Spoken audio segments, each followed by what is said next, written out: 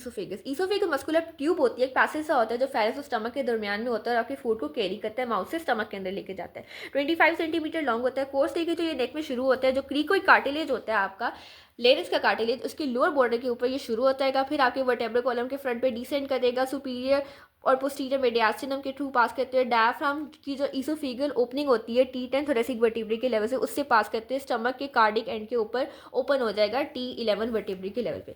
Oesophagus के दो curvatures होते हैं, एक साइड बाय साइड होता है और एक एंट्रोपोस्टीरियर होते हैं। जो साइड बाय साइड होता है वो रूट ऑफ नेक और नियर द लोअर एंड के ऊपर होता है। जो एंट्रोपोस्टीरियर होता है वो जो आपके पीछे वर्टेब्रल कॉलम चल रही होती है, वर्टेब्रल कॉलम के जो कर्व्स होते हैं उसको कॉरेस्पॉन्ड करते हैं। ईसोफेगस का मोस्ट इंपॉर्टेंट क्वेश्चन है उसकी कंस्ट्रिक्शन। 4 तरह की कंस्ट्रिक्शन होती हैं ईसोफेगस की। एक स्टार्टिंग पे होती है जो आपकी इंसाइजर टीथ से रिलेशन बताता है। 15 centimetre from the incisor teeth होता है, यहाँ पे क्रीकोफिरिंजियस मसल इसको क्रॉस करता है।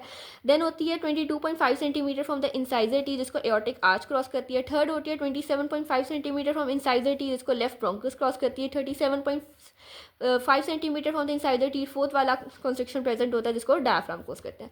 Arterial supply. अब ईसोफेगस आपका एक ऐसा ऑर्गन है जिसका सर्वाइकल पार्ट भी होता है, थोरेसिक पार्ट भी होता है और एब्डोमिनल पार्ट भी। कुछ पार्ट इसका ऊपर सर्वाइकल वर्टिब्रे के लेवल पे होता है, तो उसको जो सप्लाई सर्वाइकल वर्टिब्रे से वेजल्स उसके इर्द गिर्द के स्ट्रक्चर को सप्लाई कर रही होती है वो करेगी। इसके सर्वाइकल पार्ट को सप्लाई करेंगे inferior thyroid artery, thoracic part को करेंगी ईसोफेगल ब्रांचेस ऑफ एओर्टा और एब्डोमिनल पार्ट को लेफ्ट गैस्ट्रिक आर्टरी करेगी। वीनस ड्रेनेज भी सेम, सर्वाइकल पार्ट को ब्रेकियोसेफेलिक करेगी, थोरेसिक पार्ट को एजाइगस करेगी और एब्डोमिनल पार्ट है उसको लेफ्ट गैस्ट्रिक वेन करेगी। और यहाँ पे ईसोफेगल एनास्टेमोसिस भी होता है। इस एनास्टेमोसिस को आगे मजीद डिटेल में पढ़ेंगे, जाके पोर्टल वेन और सिस्टमिक वेन की ट्रिब्यूटरीज होती है वो यहाँ के मीट करती हैं ईसोफेगस के ऊपर, उसके एब्डोमिनल पार्ट के ऊपर। एब्डोमिन के आपने हर विजरा के लिए एक रूल याद रख लेना, उसकी सप्लाईज सेम है। जो आर्टरी सप्लाई करेगी उसी नाम की वेन भी सप्लाई करेगी और उसी नाम की नर्व भी होती है। जैसे यहाँ देखें, इसके एब्डोमिनल पार्ट को लेफ्ट गैस्ट्रिक आर्टरी कर रही थी और वेन भी लेफ्ट गैस्ट्रिक वेन है। लिम्फेटिक्स भी same, left gastric lymphatic, left gastric lymph node है। सर्वाइकल पार्ट को डीप सर्वाइकल, थोरेसिक पार्ट को पोस्टीरियर मीडियास्टिनल नोड और एब्डोमिनल पार्ट को लेफ्ट गैस्ट्रिक नोड सप्लाई करेंगे। Nerve supply. अब आपके जो विजरा है इनको दो तरह की सप्लाईज आती है, एक पैरासिम्पैथेटिक आती है, दूसरी सिम्पैथेटिक आती है। जो पैरासिम्पैथेटिक आती है अपर पार्ट को रिकरेंट रेंजियल नर्व करेगी जो वेगस की ब्रांच होती है, जो लोअर पार्ट को वेगस डायरेक्टली ईसोफेगल प्लेक्सस के थ्रू करेगी।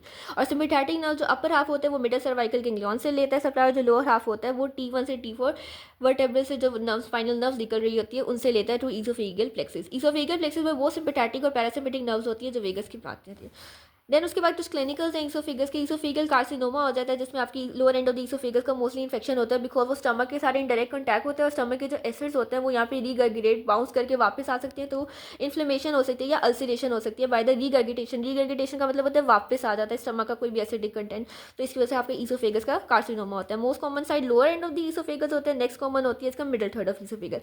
हाइटल हर्निया होता है कि डायफ्राम में हमारे पास ईसोफेगल ओपनिंग होती है, अगर उसके थ्रू आपके ईसोफेगस अपनी ओपनिंग से परस्यूट कर जाए।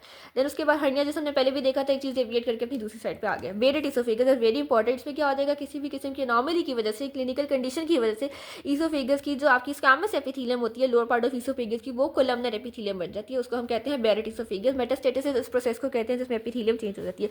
ट्रैकियो ईसोफेगल फेस्टिवला, इसमें डेवलपमेंटल एनॉमली हमने देखा था कि जो ट्रैकिया ईसोफेगस होता है वो एक सेम बड डेवलप करता है आपकी ड्यूरिंग एम्ब्रियोनिक लाइफ, और उसी ने आगे डिफरेंशिएट होना होता है ट्रैकिया और ईसोफेगस के अंदर। कुछ केसेस में क्या होता है वो बर्ड सही से डिफरेंशिएट अलग नहीं हो पाता, जिसकी वजह से आपका जो ट्रैकिया ईसोफेगस वो ओपन कनेक्टेड होते हैं या फिर सही से डेवलप नहीं होते। Topic which we are going to start is stomach. Stomach एक मस्कुलर बैग होता है जो लोअर एंड ऑफ ईसोफेगस से शुरू होता है और आपके ड्यूडेनम के बिलो नीचे तक जाता है और आगे जाके ड्यूडेनम में कंटिन्यू कर जाता है।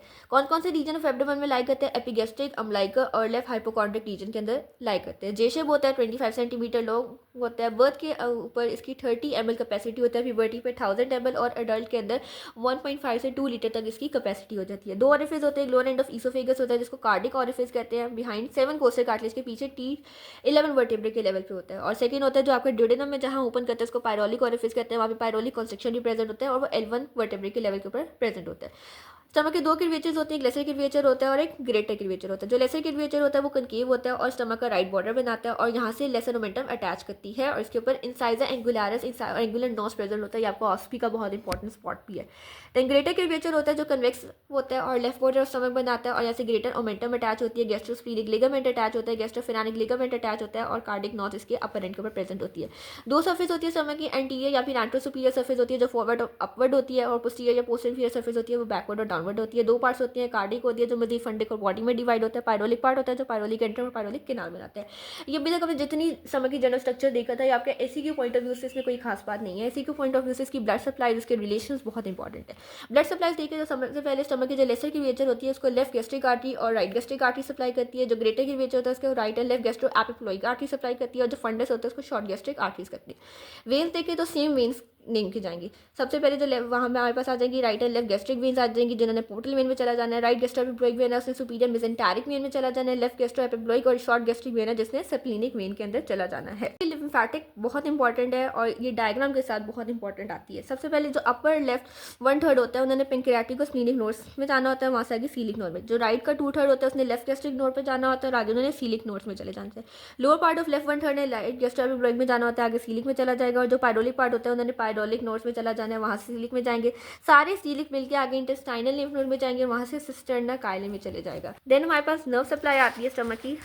तो हमने दो तरह की सप्लाईज हैं, सिम्पैथेटिक और पैरासिम्पैथेटिक। जो सिम्पैथेटिक है वो T6 से T10 थोरेसिक वर्टेब्रे सप्लाई कर रही है वाया ग्रेटर सप्लाइनिंग नर्व्स के थ्रू, सीलिक प्लेक्सस के थ्रू। और ये करती क्या है, ये वेजोमोटर होती है। जो पायरोलिक स्फिंक्टर होती है उसको मोटर एक्शन देती है और जो बाकी मस्कुलेचर उसको इनहिबिट करता है। यानी पेरिस्टालसिस हमने देखा होता है, आप फिजियो में पेरिस्टालसिस की मजीद डिटेल भी पढ़ोगे। पेरिस्टालसिस जो आपकी एब्डोमिनल विजरा की नॉर्मल मूवमेंट होती है वो आपकी पैरासिम्पैथेटिक उसको स्टिमुलेट करती है और सिम्पैथेटिक उसको इनहिबिटरी होती है। तो इनहिबिटरी टू मस्कुलेचर का मतलब है कि उसकी पेरिस्टालसिस को इनहिबिट करती है।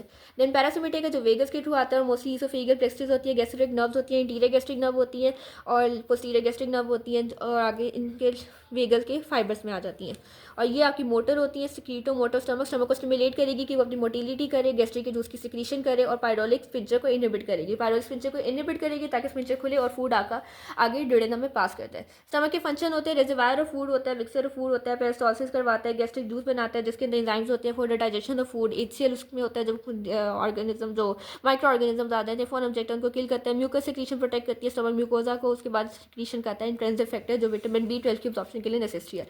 गैस्ट्रिक की प्लेन, स्टमक की अगर प्लेन होगी तो वो एपिगैस्ट्रियम में होती है। पेप्टिक अल्सर स्टमक के बहुत कॉमन होता है और एक गैस्ट्रिक अल्सर होता है। पेप्टिक अल्सर होता है जहाँ पे पेप्सिन और HCl सिक्रीट करता है। फर्स्ट पार्ट ऑफ स्टमक में मोस्ट कॉमन होता है, इसके अलावा फर्स्ट पार्ट ऑफ ड्यूडेनम में होता है, लोअर पार्ट ऑफ ईसोफेगस में माइकल डायवर्टिकुलम में होता है और ब्लड ग्रुप O वाले पर्सन के अंदर peptic ulcer is more common. Gastric ulcer होता है जो लेसर कर्वेचर के अलॉन्ग होता है ड्यू टू कि उसके डिफरेंट पॉइंट्स है कि लेसर कर्वेचर में क्यों होता है। एक तो होमोलोगस होती है गैस्ट्रिक कर्वेचर जो बाकी आपका स्टमक का गैस्ट्रिक ट्रफ है उससे, और म्यूकोजा वहाँ पे इतनी फ्रीली मूवेबल नहीं होती। वो बट मस्कुलर कोर एपिथेलियम उसकी कंपैरेटिवली थिन होती है, ब्लड सप्लाई उसकी कम होती है, वहाँ पे लार्ज गैंग्लिया प्रेजेंट होते हैं और गैस्ट्रिक कैनाल की वजह से ज़्यादा जो सॉफ्ट ड्रिंक्स वगैरह आप जितनी भी पढ़ रहे हैं वो सबसे ज़्यादा आपकी लेसर कर्वेचर के अलॉन्ग उसी रीजन में रहती है। लेसर कर्वेचर की लेंथ शॉर्टर है तो जहाँ पे जो पेरिस्टालसिस की वेज आ रही है तो वो ज़्यादा देर के लिए रहेगी बिकॉज रीजन थोड़ा है तो वो थोड़ा थोड़ा करके आहिस्ता आहिस्ता आगे जाएगी। एच पायरोली के इन्फेक्शन की वजह से भी हो सकता है। ट्रीटमेंट क्या है कि आप एंटासिड दे दें और या फिर अगर ज़्यादा डैमेज हो गया तो गैस्ट्रेक्टोमी कर दें या वेगोटोमी कर दें। गैस्ट्रिक कार्सिनोमा स्टमक का यानी कैंसर हो जाएगा, मोस्टली ग्रेटर कर्वेचर में होता है। अब अल्सर लेसर कर्वेचर में हो रहा था और जो कार्सिनोमा है कैंसर है वो ग्रेटर कर्वेचर में हो रहा है और ये भी कॉमन होता है आपका ब्लड ग्रुप A के अंदर। पायरोलिक ऑब्स्ट्रक्शन वही अगर कंजेनिटल होगा पायरोलिक ग्लैंड ऑब्स्ट्रक्ट करता है। हाइपोस्टेंटिक और हाइपरस्टेंटिक स्टमक होता है। हाइपो मतलब आपका स्टमक लॉन्ग है, बड़ा है लेकिन बारीक सा है और ये ज़्यादा आपका कॉमन होता है गैस्ट्रिक अल्सर के लिए। और जो हाइपर होता है उसमें स्टमक छोटा है लेकिन ब्रॉड है, मोटा है, वो आपका ज़्यादा कॉमन होता है ड्यूडेनल अल्सर के लिए। रिलेशन बहुत इंपॉर्टेंट है। किसी भी आपने एब्डोमिनल विजरा के रिलेशन पढ़ने हैं तो उसमें दो तरह के पढ़ने होते हैं, एक होते हैं पेरिटोनियल, दूसरे होते हैं विजरा। पेरिटोनियल रिलेशन में हम देखेंगे कि पेरिटोनियम स्टमक के कहाँ पे होता है। तो हमने पहले देखा था कि स्टमक इंट्रा पेरिटोनियल ऑर्गन होता है, स्टमक के हर साइड पे पेरिटोनियम प्रेजेंट होता है। लेसर कर्वेचर के ऊपर यही पेरिटोनियम के एंटीरियर पोस्टीरियर लेयर मीट करके लेसर ओमेंटम बना देगी। ग्रेटर कर्वेचर के ऊपर ये लेयर्स मीट करके ग्रेटर ओमेंटम बना देगी। फंडस के करीब ये दो लेयर्स मीट करके गैस्ट्रोस्प्लीनिक लिगामेंट बनाएगी जो स्टमक को स्प्लीन के साथ कनेक्ट करेगा। कार्डिक एंड के ऊपर गैस्ट्रोफेरानिक लिगामेंट बनाएगा जो स्टमक को डायफ्राम के साथ कनेक्ट करेगा। और गैस्ट्रोफेरानिक लिगामेंट के पास ही हमारे पास जो कुछ सरफेस होता है स्टमक का वो डायरेक्टली आपकी डायफ्राम के साथ इन कांटेक्ट होता है, वहाँ पे स्टमक पेरिटोनियम से कवर नहीं होता, उस एरिया को हम कहते हैं bare area of stomach. Visual relations देखें तो स्टमक से पहले जो इंटीरियर सरफेस होती है वहाँ पे उसके आगे स्टमक के आगे हमारे पास लिवर होता है, डायफ्राम होता है, ट्रांसवर्स कॉलम और interior abdominal wall. Diaphragm stomach को सेपरेट करता है लेफ्ट रूलर के साथ, पेरिकार्डियम के साथ, ड्रिप्स के साथ सेपरेट करता है। ट्रांसवर्सिस एब्डोमिनस मसल है वो इसको कोस्टल कार्टिलेज के साथ सेपरेट करता है। ट्रिब्यूट स्पेस एक होती है हमारे पास, स्पेस होती है between the left costal margin and lower edge of left lung, इन दोनों के दरमियान में हमारे पास ट्रिब्यूट स्पेस प्रेजेंट होती है जिसके थ्रू हम परकस करके उसका नोट चेक करते हैं और उसका नोट परकशन पे रेजोनेंट आता है। और अगर कब रेजोनेट नहीं आएगा? स्टमक अगर कोई उसके अंदर फ्लूइड एक्यूमुलेट हो गया तो ट्रेब्यूस स्पेस के अंदर, जो कि लेफ्ट कोस्टल मार्जिन और लेफ्ट लंग के लोअर एज के ऊपर जो स्टमक के ऊपर लाई करता है वहाँ पे है, तो वह परक्यूशन के ऊपर नोट उसका डल आएगा अगर उसके अंदर स्टमक के अंदर अंडरलाइंग रीजन के अंदर फ्लूइड एक्यूमुलेट हुआ होगा। पोस्टीरियर रिलेशन में आता है स्टमक बेड। स्टमक बेड बहुत इंपॉर्टेंट है with its diagram. Stomach bed की डायग्राम में कौन कौन से स्ट्रक्चर्स होते हैं? सबसे पहले हमारे पास होता है diaphragm, left kidney, left suprarenal gland, transverse mesocolon, pancreas, splenic feature of colon, splenic artery. ये सारे स्ट्रक्चर स्टमक से सेपरेट होते हैं बाय लेसर सर्किट टू, और एक हमारे पास स्प्लीन होती है जो ग्रेटर सर्किट टू सेपरेट होते हैं। ये डायग्राम में भी आप देख सकते हैं left kidney, left suprarenal gland, spleen है, सीलिक प्लेक्सस है, सीलिक ट्रंक है, पेंक्रियास है, ट्रांसवर्स कोलन, मेसोकोलन है, स्प्लीनिक फीचर ऑफ कोलन है।